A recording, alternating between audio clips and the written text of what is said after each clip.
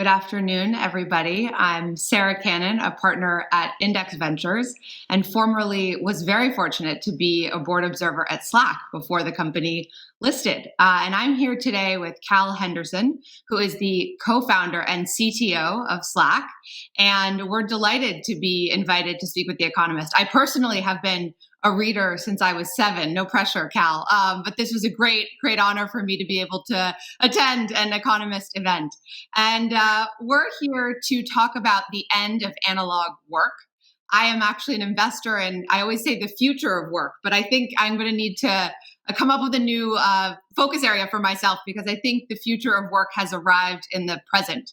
I am an economist by training, and we always talk about kind of macroeconomic shocks, and this pandemic is certainly that and has brought a lot of future of work trends that we expected to happen in a decade to the present. So very grateful to have Cal here today to discuss some of these trends with me and share them with you. So Cal, the first question I wanted to discuss with you was, the pandemic has upended work as we know it. And it seems that a lot of companies have taken their kind of two extreme positions that are emerging. The first is we're going to have a pure online future, that companies are not going to go back to the office and all work can be kind of conducted in this fashion. And Twitter and Dropbox, I'd say, are in that kind of staunch category. And category number 2 is we're going to return to the office. And, Netflix has publicly stated that they're more in that camp. So personally, I think we're going to be in a hybrid world, but I'm very curious to hear your view on how this will evolve. Yeah, I think it's going to be a mix for sure, right? This is a big, generational shift because it's long-term trends that were already happening, towards more flexible and asynchronous work, and then the shock, a year ago of the pandemic. So late last year, we created the Future Forum, which is a consortium based around looking at the future of work, and launched the Remote Employee Experience Index, which is a quarterly report talking about how that remote work is evolving. And at the end of last year, only 12% of knowledge workers wanted to return to the office full time.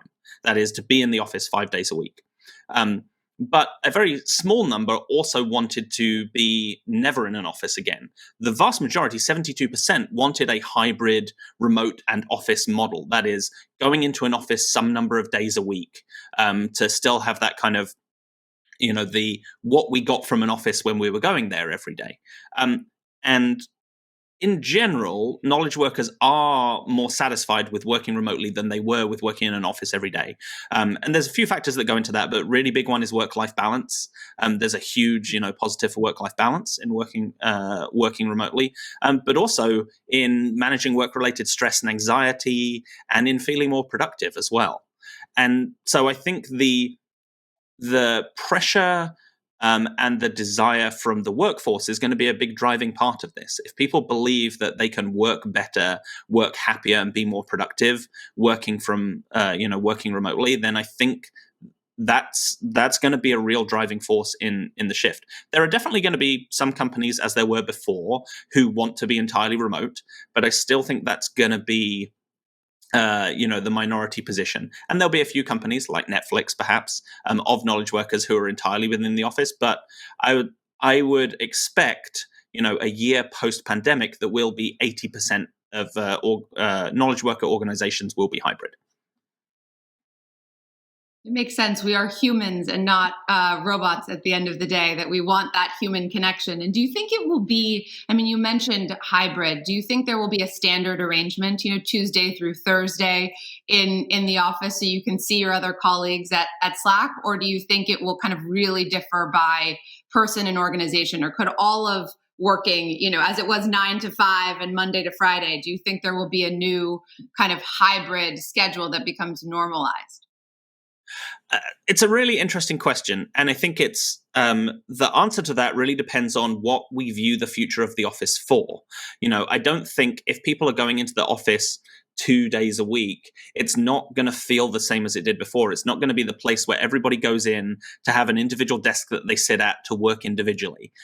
It's going to be much more oriented around the things that we can't easily replicate in a distributed environment. And there's kind of two core aspects of that. One is collaborative group work, the kind of space where we would have all gotten around a whiteboard in the pre-pandemic times and worked together in real time. There are a bunch of online tools for trying to enable that, but none of them have really kind of hit the mark of the same as being in person with folks. And the other aspect of it is the more kind of serendipitous conversations and relationship building, the hallway conversations, the sitting next to somebody at lunch, and talking to them.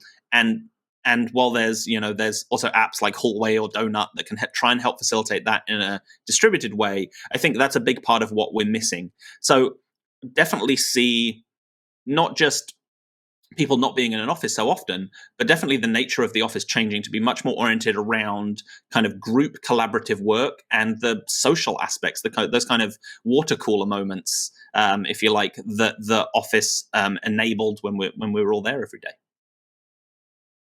Al, this is just making me nostalgic to the days where I got to be on Slack's top floor having coffee with you, brainstorming these things.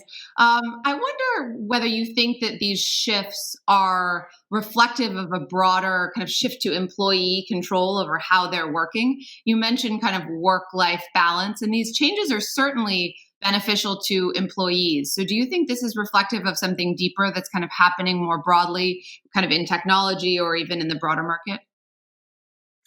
Well, I mean, firstly, of course, this is probably obvious, but this only really applies to knowledge workers, right? For the other 50% of the working population, people in manufacturing, retail, the need to be in person still remains. But for those knowledge worker folks, the ones who can be, I think this gives a much bigger, massively expands the choice that people have. For companies, it expands to a much wider talent pool to recruit from. Much greater choice in who they can employ. But probably more powerfully on the other side, for workers, it gives them a much wider choice of places they can work. Right? It's no longer within the area you choose to live, or you're going to have to go move for work. It gives you a much greater choice of employers. And so I'm based in the Bay Area. That's probably not a huge difference for me. But if you're based outside of the Bay Area or outside of New York or outside of LA, then that gives you just a lot more choice. And so I think there's going to be a lot more mobility, not necessarily in people switching jobs a lot more often, but in just the optionality massively expands, which is going to advantage some organizations and disadvantage others. Just as it kind of any change in the past that enabled people to switch between jobs more easily kind of ups the competition for employment. No question. You and I have discussed this. One of the things I'm most heartened about this shift is allowing people also globally. If there's somebody in Mongolia who has exactly the skill set that you needed, that would have been harder to incorporate into Slack historically than it would be today. So I hope it broadens the set of people you can hire and work with, which is a really unique change.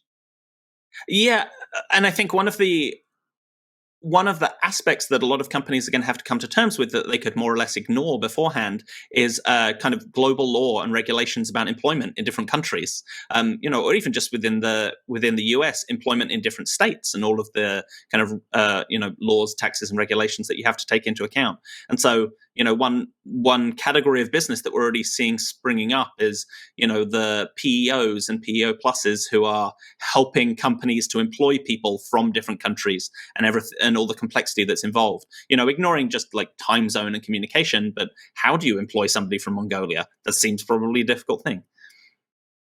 No, you're actually investors in a company called remote.com that's actually helping exactly this. As people expand, how do you actually onboard employees from all over?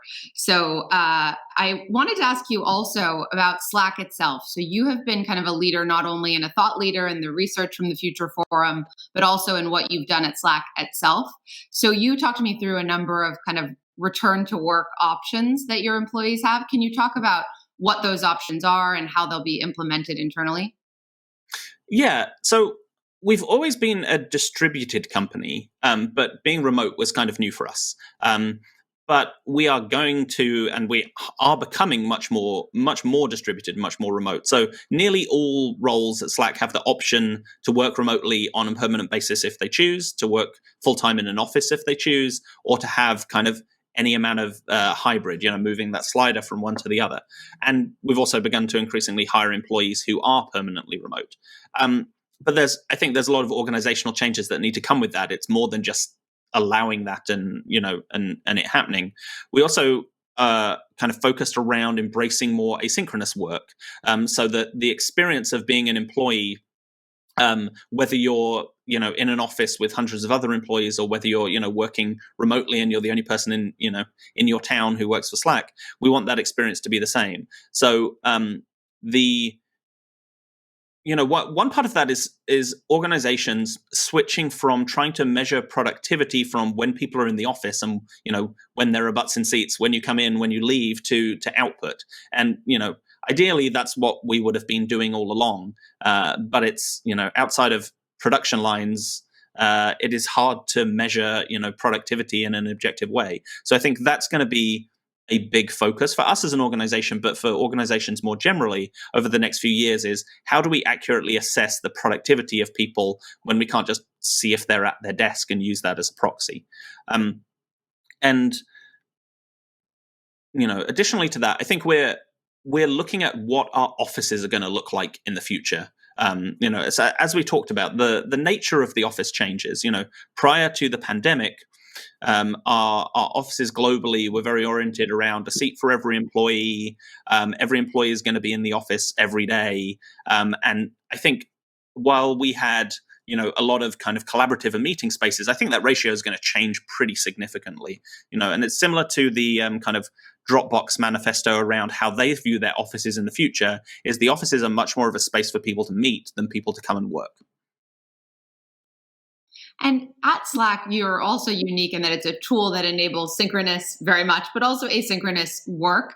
Have you seen organizations use Slack differently throughout this forced remote period? Anything that's surprised you that you've seen kind of come online in the product or how people use it?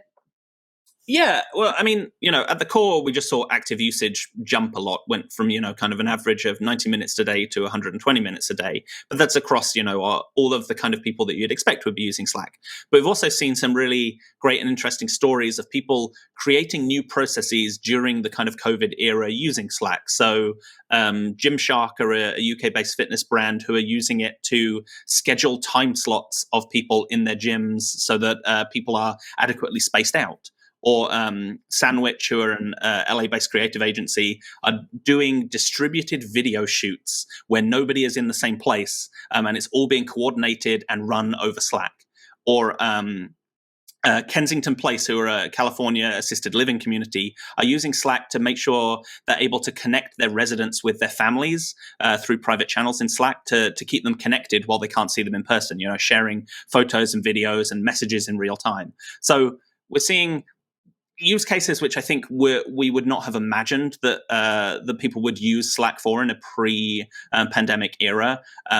That ultimately, a lot of the problems that people are trying to solve are how do you communicate and collaborate with people when you can't physically be in the same space. Yeah, this has actually been the first time I met Stuart. I talked to him about this, Slack being so unique and being able to contribute belonging to people that you really feel like you're a part of a team, even if you're not in the same place. He said to me, "That's nice, Sarah, but it's also really about transparency in decision making." So, and I imagine for you, it might be something else as well. So the great thing is it's delivering for all of us what we need. And obviously even more so given the engagement you talked about.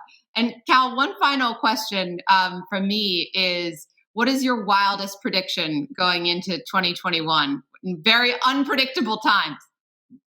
So I'm not sure how wild of a prediction this is, but I think one of the legacies of the pandemic is going to be a kind of redrawing of the map of where innovation and wealth creation comes from today. So, I think over the next few years, many of the kind of successful companies, many of the unicorns that emerge, and the kind of software and services we're using in our daily lives are not going to be from companies started in the Bay Area or New York. It's going to be from, cities in the middle of America or, a country in Europe that isn't, isn't happening out of London, and it's going to enable. I think it will be a slow shift. I don't think it's San Francisco is not going to disappear overnight, but I think we're going to start to see more interesting companies be able to spring up outside of those centers where that's happening today. Wonderful. Well, thank you very much, Cal. My wild prediction for 2021 is that I might get to go back to the office. So I hope I'll get to see you at least in person at some point soon. Thank you very much for joining us. Thank you so much for having me.